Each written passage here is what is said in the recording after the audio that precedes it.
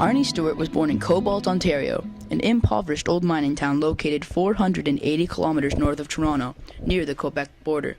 My mom and dad worked very, very hard, but they couldn't read or write very well either. So my dad worked underground in the mine when he could. He used to be laid off a lot and didn't make much money. When we went to bed at night, we'd go up the stairs, and there was two beds. My oldest two brothers slept in one bed, and the six other brothers had to sleep in another bed. And we had quite a few holes in the roof. I could look through and see the stars at night. I should have become a star teller or whatever. But in the wintertime, the icicles used to form and look at you, coming down, pointing down. And it was very tough. Mom used to send us down to the store all the time to get dog food. Go get some dog bones, go get some dog bones. We didn't even have a dog half the time. Arnie attended Cobalt Public School. However, coming from a house that possessed little money for school supplies, and where his parents struggled to read and write, there was little help or encouragement from home. Coupled with the fact that Arnie often arrived at school freezing and starving, reduced to plundering other children's backpacks for breakfast and lunch. It's no wonder that Arnie intensely disliked school. He took every opportunity and used every ploy available to skip school. If I knew the nurses were coming to school to check our heads for lice, I knew they were coming. I used to put sugar in my hair. And they used to look and say, "Oh, you got nits. You're off for 2 weeks." So I got 2 weeks off with a few other kids. It was very wrong to do, but we'd do anything so we didn't have to go to school. As a result, when Arnie was finally asked to leave school, he could neither read nor write. He was illiterate. Can you read this? It's a simple children's story. If you were illiterate, this is how it would feel every time you picked up a book. Your eyes meeting a meaningless series of squibbles, dots, and slashes. Sisters left for the ball. "Don't be a lazy bones while we're away," they said to Cinderella. Seems like an easy thing to do, doesn't it? Reading to a child. Yet 44 million adults in America do not have the skills to accomplish this simple task. She wept bitterly. And that's just one of the disappointing statistics. Wherever we look, the answer was the same. Over 1 billion adults in the world can't read.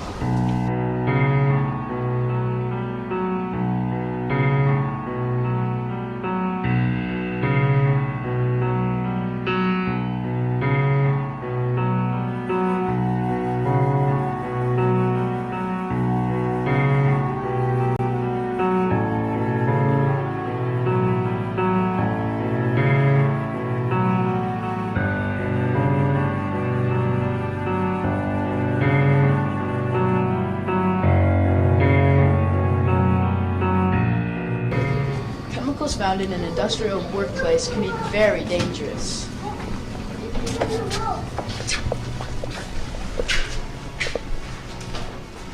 They can blind, burn, and in some cases be fatal. Yet 20% of Canadian adults cannot read hazardous material warnings. And another 46% of American adults cannot understand dosage labels on children's medicine bottles. Besides these dangerous issues, being illiterate poses other problems also. Even a simple trip to a grocery store can be daunting. I needed something real fast for supper. And because my mother-in-law was coming over to babysit and I had to go to work and I wanted to feed the kids and myself.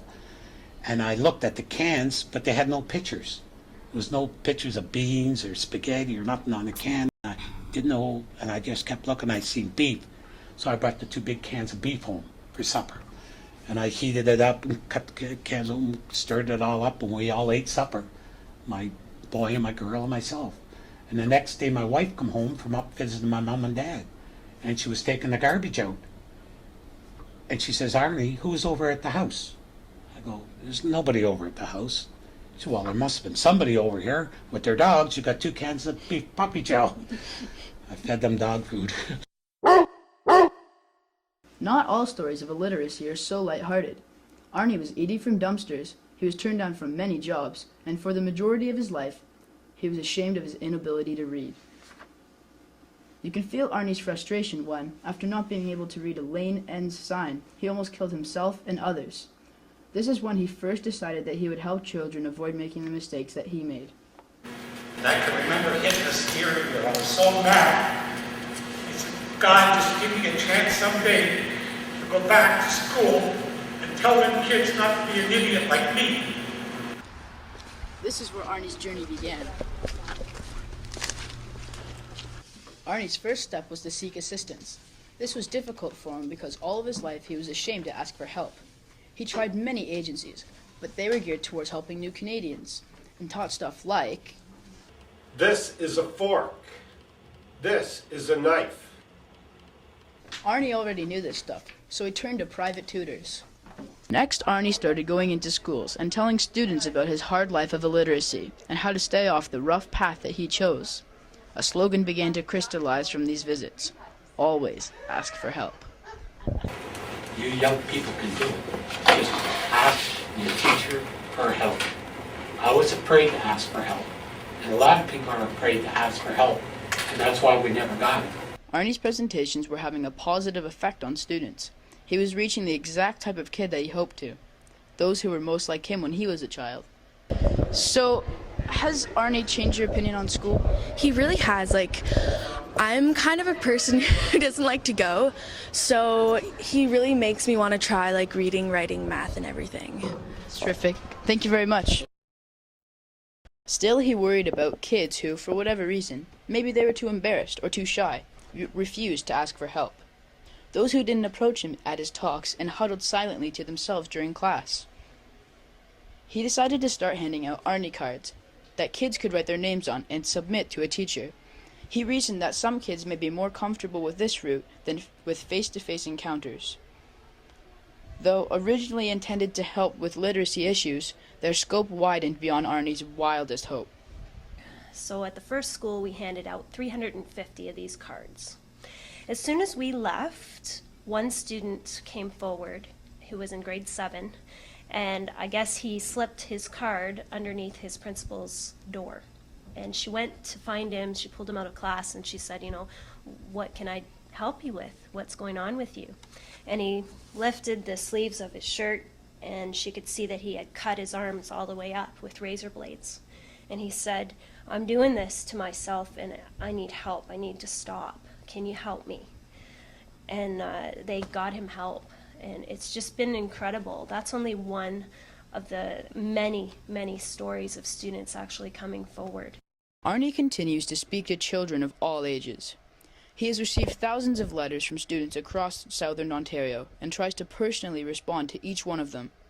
Arnie is strengthened by his dream to see all children succeed in life. And I dreamed that I was a seed. And this garden of mine was a beautiful garden. And I was a seed like all the other people having hard times like me. And I was planted into that earth. And all these other seeds that were having problems like me was planted in. And I look down and I see all these little weeds coming up, little flowers. And I look up and I see all the raindrops falling on us. And they're teachers and students and volunteers falling on all those little wee flowers, helping us to grow. And I look up and I see this beautiful big sun, which is the good Lord, shining on us and helping us to grow. And I look down, I see bigger flowers, all different kinds of flowers, different colored flowers, just like there's different people in the world, different kinds of people, and they're all growing. And I see this beautiful big rainbow, and I see all us students going over the rainbow together. And we're dropping off our petals, looking for our pot of gold. And our pot of gold is when the petals drop off and land on the ground. When I see this beautiful flower garden, I see a weed, and I go, is that a bad weed? And I go, no, that's Arnie. And I'm saying, please, don't pull me out and throw me away. Water me a little bit, love me a little bit, and I could turn into a beautiful flower like you guys.